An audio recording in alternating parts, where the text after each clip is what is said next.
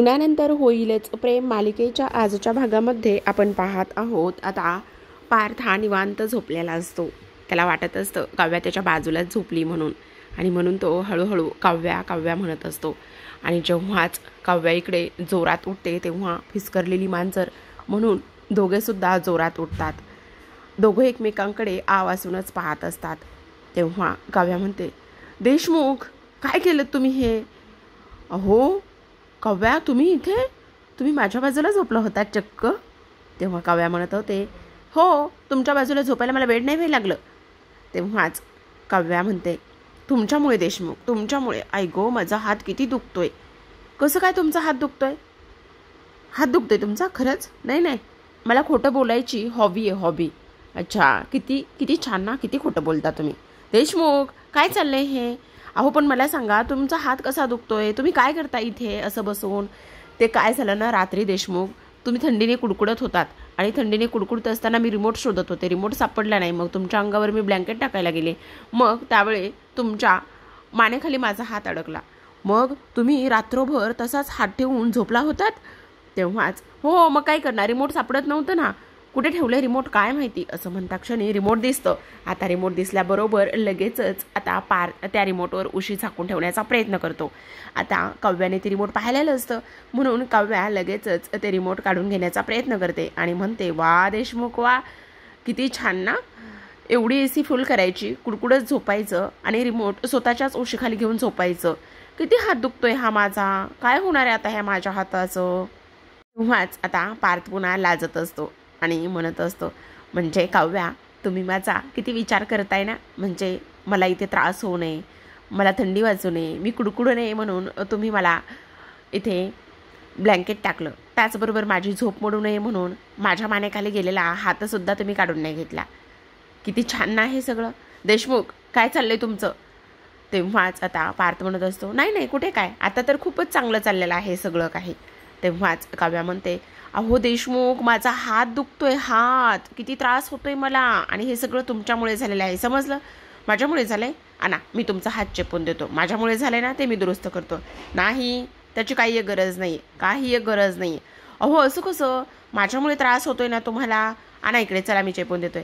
देशमुख नाही म्हटलंय ना तुम्हाला. लगेचच काव्या उठून उभी राहते आणि जायला लागत असते.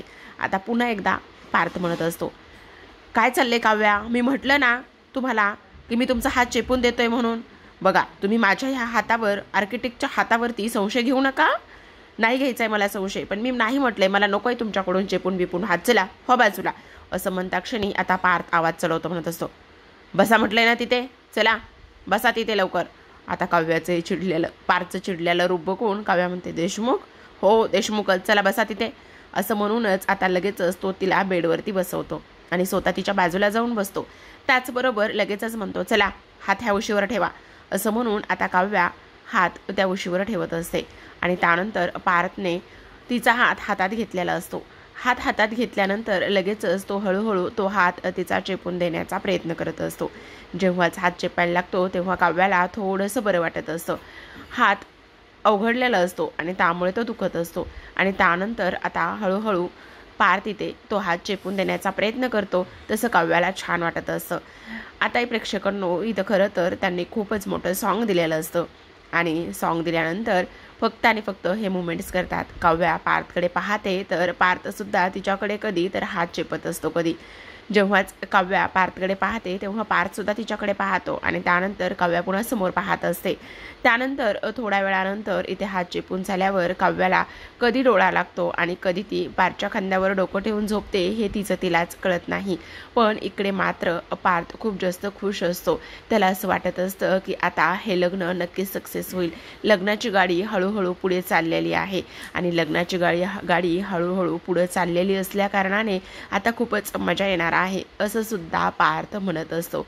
त्याचबरोबर फिसकरलेली मांजर हळूहळू हळूहळू थोडीशी नरम पडलेली आहे, आणि हे किती छान आहे, किती गोड आहे, असंच पार्थ आता मनामध्ये हे सगळे काही विचार इथे तो करत असतो. तेव्हा ना आता काव्याला थोडासा डोळा लागलेला असतो आणि डोळा लागलेला असल्या कारणाने तो तिला आता उठवण्याचा प्रयत्न सुद्धा करत नाही.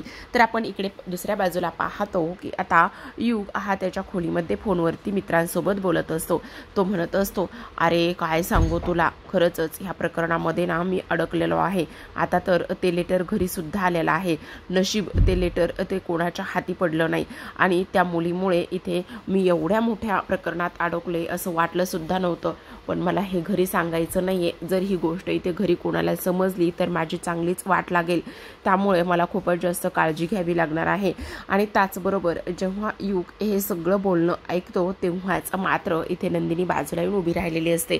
त्यावर युग म्हणत असतो, पण हे सगळं सहजासहजी एवढ्या विसरता पण येणार नाही. खरं पाहायला गेलं तर प्रेक्षकांनो हे एका मुलीचं प्रकरण असतं. आता नंदिनी दाराशी असते आणि युग एकदम घाबरलेला असतो. नंदिनीला पाहिल्याबरोबर तो पटकन आहे त्याच सिच्युएशनमध्ये फोन ठेवून देतो आणि तेव्हा नंदिनीला म्हणतो, वहिनी तू इथे. त्यावरच आता इकडे बाहेर येतो आणि बाहेर आल्यानंतर नंदिनी शांत उभी असते. अगं वहिनी काय झालं, बोल ना. Good morning. आणि त्याचसोबत काय नाश्त्याचा घमघमाट सुटलाय, काय बनवलंयस आज. कसली मला तर खूप जास्त भूक लागली, चल ना आपण नाश्ता करूयात. तेव्हाच आता रम्या तिथेच लादी पुसायला आलेली असते. तर इकडे नंदिनी म्हणत असते, युग विषयाला बगल देऊन झाली असेल तर आपण मूळ विषयाकडे येऊया का. तेव्हाच युग म्हणत असतो, म्हणजे मला नाही समजलं काय म्हणायचंय तुला. त्यावरच नंदिनी म्हणते, तुला समजलं नाही मला काय म्हणायचंय ते. म्हणजे जर विषयाला बगल देऊन झाली असली तर आपण मूळ विषयाकडे येऊ का. म्हणजे तू आत्ता फोनवर जे बोलत होतास ते मी सगळं काही ऐकलेलं आहे. युग प्लीज उगाचच मला उडवाउडवीची उत्तरं देऊ नकोस. त्यावर युग म्हणत असतो, म्हणजे मला नाही समजलं. हो, कारण आत्ता तू काहीतरी लपवत होतास आणि काय लपवत होतास ते मला तू सांगणार आहेस का. कोणाशी फोनवर बोलत होतास. हे सगळं आता रम्या ऐकते आणि रम्या लगेचच तिथेच बाजूला बसून सगळं ऐकण्याचा प्रयत्न करते, लपून ऐकत असते. आणि युगला नंदिनी म्हणते, हे बघ काही प्रॉब्लेम असेल तर मला तू सांगू शकतोस. मी तू घरात आल्यापासून पाहते तू कशा पद्धतीने वागतोयस बोलतोयस. त्याच दिवशी जेव्हा तू आलास तेव्हा गणपती समोर सुद्धा बराच वेळ हात जोडून उभा होतास. तुझे डोळे भरून आले होते आणि आज सुद्धा तू काहीतरी बोलत होतास. त्यावरच तो म्हणतो, अगं बहिणी काही नाही, ते काय ना माझ्या कॉलेजचे फ्रेंड जे आहेत ना ते मला हॉस्टेलवर लवकर बोलवत आहेत आणि म्हणूनच मी त्यांना कन्व्हिन्स करत होतो किंवा सांगत होतो की मी आत्ता इतक्यात घरच्यांना ह्या सगळ्या गोष्टी नाही सांगू शकत आणि म्हणून मला एवढ्या लवकर हॉस्टेलवरती यायला जमणार नाही, बस एवढंच. त्यावरच नंदिनी म्हणते, नाही युग, हे बघ तू वेगळंच बोलत होतास, मी माझ्या कानांनी ऐकलेलं आहे. हे बघ जर तुला काही प्रॉब्लेम असेल, जर तू कुठल्या संकटात असशील तर तू माझ्याशी बिनधास्तपणे बोलू शकतोस. प्लीज असं उडवाउडवीची उत्तरं तू देऊ नकोस. जे काही आहे ते इथे तू माझ्याशी बोलू शकतोस असं नंदिनी त्याला बोलते. त्यावरच आता युग म्हणत असतो, नाही वहिनी तुझा काहीतरी गैरसमज होतोय. प्लीज हे बघ असं काही एक नाहीये, का तू उगाच चुकीचा अर्थ काढतेस. त्यावरच नंदिनी म्हणते, बघ युग, मी आनंद निवासमध्ये खूप जणांचे प्रॉब्लेम सॉल्व करते आणि आनंद निवासमध्ये मी आहे काम करते. त्याचबरोबर इथे मला काय जे काही असेल ना ते तू बिनधास्तपणे सांग. हे बघ एक वहिनी म्हणून नाही तर तुझी एक चांगली मैत्रीण म्हणून सुद्धा तू मला सगळं काही शेअर करू शकतोस. बोल ना, काही प्रॉब्लेम आहे का तुझ्या आयुष्यात किंवा तुला काही कॉलेजमध्ये काही झालंय का, सगळं काही माझ्यासोबत तू शेअर कर, आपण बसून त्यावरती सोल्युशन काढूयात. असं म्हटल्यानंतर आता युग चिडतो. युग म्हणत असतो, एक मिनिट नंदिनी वहिनी, तू आता खूप जास्त बोलतेस आणि हे बघ तुला ह्या सगळ्या गोष्टी बोलण्याचा काही एक संबंध नाहीये. तू माझ्या आयुष्यामध्ये उगाचच इंटरफेअर करू नकोस प्लीज. मला आत्ता तुझ्याशी काही एक बोलायचं नाहीये. तू का माझ्या मागे हातपाय धुवून लागलेली आहेस. मी तुला कितीदा सांगितलेलं आहे की इथे माझं काही एक नाहीये म्हणून आणि जे काही आहे ते माझं मी इथे बघून घेईल. त्यावरच नंदिनी म्हणते, अरे एवढं चिडायला काय झालंय, मी तर तुझ्याशी नॉर्मल बोलते ना, प्लीज का चिडतोयस एवढं. त्यावरच युग पुन्हा म्हणतो, मी तुला सांगून झालंय ना की मला तुझ्याशी काही एक बोलायचं नाही, जा तू इथून म्हणून किती वेळा सांगितलंय तुला. त्यावरच नंदिनी म्हणते, अरे युग जरा शांत हो ना प्लीज, का चिडतोयस एवढा. तेवढ्यातच आता इकडे रम्या म्हणत असते, बरं ह्या नंदिनीला असंच पाहिजे. युग चांगली झाप ओरड तिच्यावर, चांगलं ओरड, म्हणजे तिला ना तिची अक्कल कळेल आणि तिची अक्कल ठिकाण्यावर येईल. आता इकडे हे सगळं काही बोलत असताना युग प्रचंड चिडतो. तेवढ्यातच तिथे जीवा आलेला असतो. आता जीवाने पाहिलेलं असतं की युग नंदिनीवर ओरडत आहे म्हणून. जीवा तिथे आल्याबरोबरच म्हणतो, युग काय चाललंय हे, की तुझी वहिनी आहे आणि वहिनीशी बोलण्याची ही कुठली पद्धत आहे. मोठी वहिनी आहे ती, चल तिला सॉरी म्हण.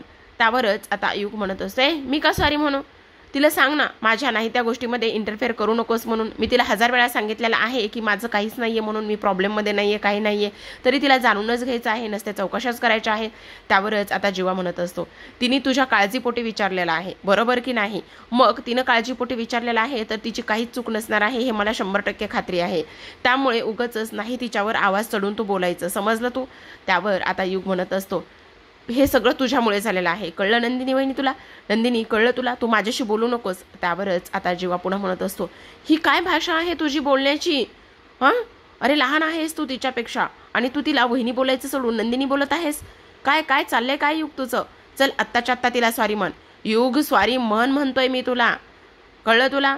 त्यावर युग म्हणत असतो, नाही म्हणणार मी सॉरी, माझं काही चुकलेलं नाहीये. त्यावरच युग पुन्हा चिडत असतो आणि त्यानंतर इथे पार्थ जीवा तिला सॉरी म्हणायला लावत असतो. पण आता इथे नंदिनी त्याला म्हणत असते, जीवा जाऊ दे ना, त्याचं काही चुकलेलं नाहीये, नाही तो मला काही ओरडला, प्लीज तुम्ही शांत हो ना. पण इथे जीवा म्हणत असतो, 1 मिनिट नंदिनी, ह्यानं तुझा अपमान केलाय, मी ऐकलंय सगळं, आणि त्याचसोबत हा तुझ्याशी कसं बोलत होता, तू काळजीनेच त्याला विचारत होतीस ना. युग, आत्ताच्या आत्ता नंदिनीला सॉरी म्हणायचं आहे, समजलं तुला? आता सर ते शेवटी युगकडे कुठलाच पर्याय शिल्लक राहिलेला नसतो, कारण आता इथे जीवा म्हणत असतो, नाहीतर आत्ताच्या आत्ता आईबाबांशी बोलून तुला हॉस्टेलवर लगेचच पाठवून देईल, त्यामुळे मी सांगतोय ते पटकन करायचं आहे, समजलं? आत्ताच्या आत्ता नंदिनीला सॉरी म्हणायचं आहे आणि इथून पुढं ह्या आवाजामध्ये, ह्या टोनमध्ये कोणाशी काहीही बोलायचं नाही कधीच, समजलं? लहान आहेस ना तू या घरामध्ये, लहान आहेस, लहान म्हणून सगळे लाड करतायत तर ठीक आहे. त्यावर आता युगकडे पर्याय नसतो, तो नंदिनीला सॉरी म्हणतो आणि तिथून धडक निघून गेलेला असतो.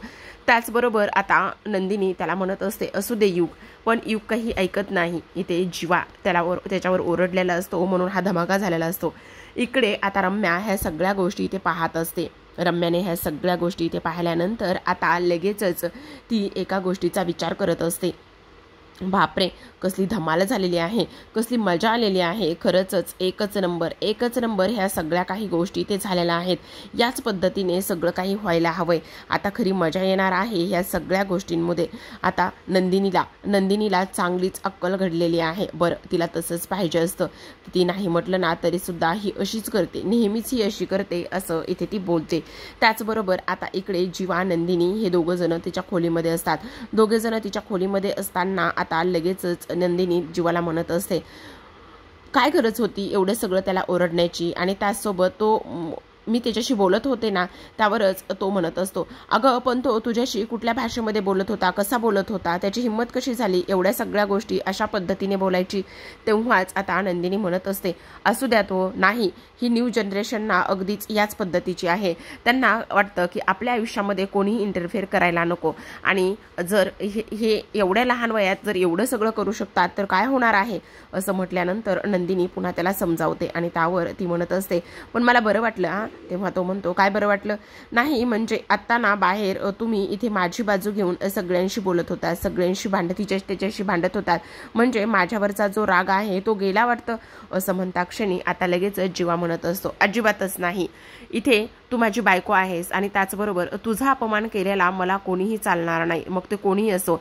पण जीवाच्या मनाला ज्या गोष्टी एकदा लागल्या की तो त्या गोष्टी कधीच विसरत नाही, म्हणून ती गोष्ट मी विसरलेलो नाहीये, त्या गोष्टीचा मला रागच आहे असं इथे तो बोलतो आणि परत तिथून निघून जाण्याचा प्रयत्न करत असतो. आता तो तर इकडे निघून गेलेला असतो, पण आता मानिनी मात्र इथे डायनिंग टेबलवरती सगळ्यांसाठी नाश्त्यासाठी बसलेली असते.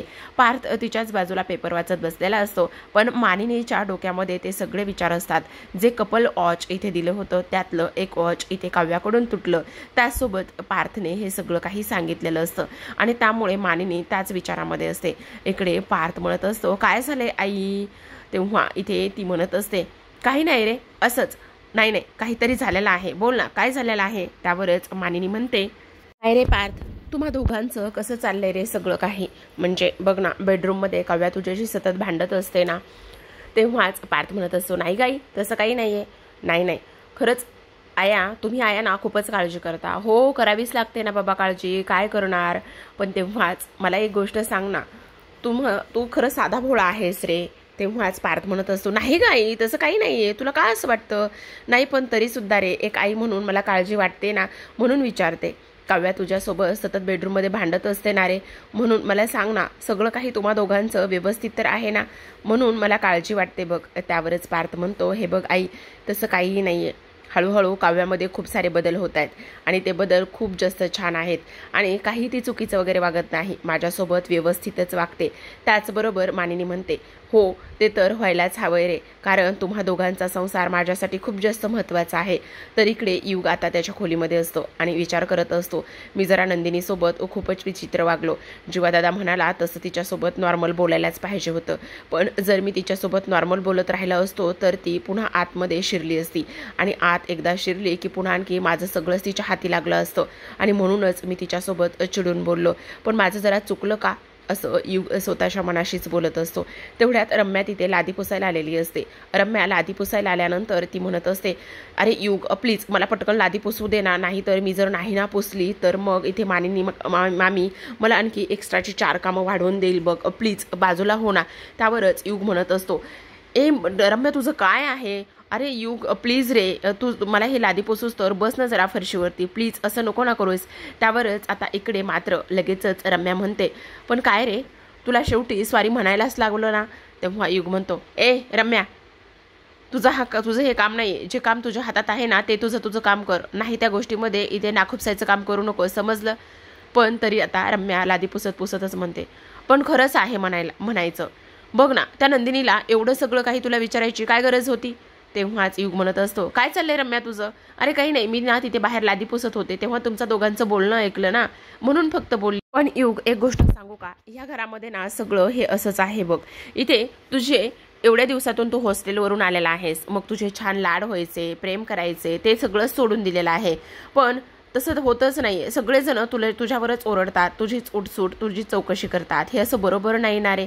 त्यावरच युग म्हणत असतो, रम्या हे तू सांगू नकोस मला, तुझं काम झालं असेल तर तू निघून जातेस का. पण रम्या कुठली निघून जाते आणि रम्या कुठली ऐकते, रम्याला तर ह्या सगळ्या गोष्टी जाणूनच घ्यायच्या असतात आणि फक्त युगला तिला भडकवायचं असतं. मग ती म्हणते, पण युग मला एक गोष्ट सांग, हे जीवा पहिल्यांदाच तुझ्यावरती एवढा ओरडला येणार आहे. तुम्हा दोघांना लहानाचं मोठा होताना मी या घरामध्ये पाहिलंय, तुमचं बॉन्ड कसलं मस्त आहे, पण नंदिनीमुळे आज जीवा तुझ्यावर सुद्धा ओरडला आणि नंदिनीमुळेच जीवाने तिला स्वारी म्हणायला लावलं, बरोबर की नाही, असं इथे ती बोलते. आता इकडे मानिनी पार्थ बोलत असतात. तेवढ्यातच काव्या सुसाट वेगाने बाहेर हॉलमध्ये आलेली असते. तेवढ्यातच पार्थ उठून उभा राहतो आणि काव्याकडे धावतच जातो आणि म्हणतो, काय काय काय चाललंय, काय कुठे गाडी, कुठे, चला चला चला, मी तुम्हाला जर इथे क्लासला जायचं असलं तर मी सोडतो ना. तेव्हाच काव्या म्हणते, नाही देशमुख नकोय मला. तेव्हा पार्थ म्हणतो, का नकोय, अहो मी आहे ना, वेळ आहे माझ्याकडे आणि मी तुम्हाला सोडतो. तेवढ्यातच आता पुन्हा काव्या म्हणते, नाही म्हटलंय ना मला देशमुख, नकोय.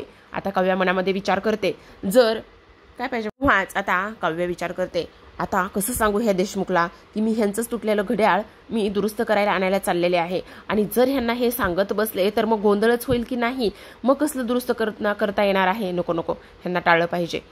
अहो देशमुख मी नको म्हटले ना, आणि ॲक्च्युली काय आहे ना, मी क्लासला नाही चालले, माझं एक दुसरीकडे काम आहे, ते काम करण्यासाठी मी चाललेले आहे. त्यावरच पार्थ पुन्हा म्हणतो, मग ठीक आहे ना, चांगली गोष्ट आहे, तरी सुद्धा मी येतो, माझ्याकडे वेळ आहे. मस्त आपण किशोर कुमारांची गाणी, मस्त तो पाऊस, मस्त गरमागरम भजी खाऊयात कुठेतरी, मी येतो चला. पण इकडे मात्र काव्या म्हणत असते, देशमुख नाही म्हणून सांगितलंय ना, नकोय मला, माझी मी जाणार आहे एकटी आणि मला तुम्ही नकोय सोबत, समजलं. असं म्हणता क्षणी आता काव्या तिथून निघून गेलेली असते. आता इकडे मानिनी विचार करते, पार्थ एवढा तिला सोडवायला येतो म्हणतोय तरी सुद्धा काव्या त्याला मुद्दामून टाळते का, मुद्दामून त्याला सोबत घेऊन जायला नको म्हणते का, हे सगळ्या गोष्टी मानिनीच्या लक्षात येतात. तेवढ्यातच आता काव्याला फोन येतो आणि काव्या फोनवर बोलत असताना म्हणते, हो हो हो हो बस मी 10 मिनिटात पोहोचत आहे, ठीक आहे आले. असं म्हणून आता लगेचच ती ते पार्थला देशमुख बाय, मानिनी काकू बाय बाय म्हणूनच तिथून निघून गेलेली असते. तेव्हाच पार्थ तिला जाता वेळेस म्हणतो, सावकाश जा, आणि ती निघून जाते. तर इथे आता पार्थ पुन्हा मानिनी समोर येऊन बसलेला असतो आणि मानिनी समोर येऊन बसल्यानंतर लगेचच तो म्हणतो, बापरे, खरं तर काव्याने नाश्ता सुद्धा केलेला नाहीये. त्यावरच मानिनी म्हणते, हे घे पाणी पे पाणी. काय आहे ना, हल्ली तू बायकोच्या मागे एवढा पळतोयस की तुला पाणी प्यायला पण सवड नाहीये, नाश्ता तर लांबचीच गोष्ट. पण त्यावर आता पार्थ म्हणत असतो, बघ ना गाई, पण ह्यांनी तर नाश्ता सुद्धा केलेला नाहीये, विदाऊट नाश्त्याचाच त्या निघून सुद्धा गेल्या आहेत, असं पार्थ इथे बोलत असतो. त्याचबरोबर आपण आता उद्याच्या म्हणजेच पुढील भागामध्ये पाहतो प्रेक्षकांनो की आता काव्या घड्याळ दुरुस्त करून अनिशाला कॅफे शॉपमध्ये भेटायला गेलेली असते. तेव्हाच अनिशा म्हणत असते, काय मग म्याव म्याव करणारी मांजर जरा पार्थकडे आता सॉफ्ट कॉर्नर आणि त्याचबरोबर लग्नाचा विचार करायला लागलेली आहे वाटतं, असं म्हणता क्षणी आता काव्या हसायला लागलेली असते. आणि काव्या हसत असताना ती म्हणते, काय अनिशा, अगं हो, म्हणजे आता देशमुखांना सरप्राईज देण्यासाठी तू इथे ते घड्याळ सुद्धा दुरुस्त केलंस आणि घड्याळ दुरुस्त करून ह्या सगळ्या गोष्टी केल्यास, असं म्हणता क्षणी इकडे आता आपण पाहतो की आता रम्या वसू बोलत असतात. आज फक्त स्वयंपाक इथे कोणाकोणाचं करायचं आहे, पार्थचा, त्याचबरोबर नंदिनीचा, त्याचबरोबर युगचा, मानिनीचा आणि काव्या देशमुखचा, असं म्हटल्यानंतर इथे आणि जीवाचा तो कुठे कमवतोय आणि त्याचा कुठे स्वयंपाक करायचा आहे, इथे जी लोक कमवत आहेत ना त्यांच्यासाठी स्वयंपाक बनणार आहे, असं म्हणता क्षणी आता जीवाला राग आलेला असतो. जीवा लगेचच उठून उभा राहतो आणि हे सगळं बोलणं इथे नंदिनीने ऐकलेलं असतं. नंदिनीने ह्या दोघांचं बोलणं ऐकल्याबरोबरच आता नंदिनी चिडते आणि नंदिनी उठून जाणाऱ्या जीवाचा हात हातात धरते आणि त्याचबरोबर इथे हात हातात पकडूनच रम्या आणि वसू समोर येते आणि त्यावर ती म्हणत असते, तुम्हा दोघींची हिंमत कशी झाली ह्या सगळ्या गोष्टी इथे बोलण्याची, तुम्ही समजता काय स्वतःला. आणि त्याचसोबत इथे जीवा, तुम्ही ह्यांचं बोलणं काय ऐकून घेताय. आणि इथे नंदिनी म्हणत असते, काय मग रम्या आणि वसवात्या, तुम्हाला माहिती का, इथे तुम्ही मला लग्नातून किडनॅप केलं होतं, पण सगळा समाज विरोधात गेल्यानंतर ह्याच जीवाने माझ्या डोक्यावर हात ठेवून लग्नासाठी पुढे आले आणि ते करण्यासाठी हिंमत लागते आणि ती हिंमत जीवामध्ये आहे. तुमच्यासारखं नाही आहे की मलाच माझ्याच लग्नातून किडनॅप करून इथे पुन्हा नाक वर करून आणि मान वर करून बोलण्याची तुमची हिंमत आणि तुमची अवकात सुद्धा नाही आहे. चला फरशा पुसायला घ्या, असं म्हणूनच आता नंदिनीने चांगलंच रम्या वसूला खडे बोल सुनावलेले असतात आणि जीवाला इथे खंबीरपणे आधार दिलेला असतो. त्याचबरोबर आपण पाहतो की आता रम्या आणि वसूचा हा प्लॅन वर्क करेल का, जीवा आणि नंदिनीमध्ये जे फुगवे आहेत ते इथे नॉर्मल होतील का, पाहूयात उद्याच्या भागामध्ये. तोपर्यंत पाहत राहा लग्न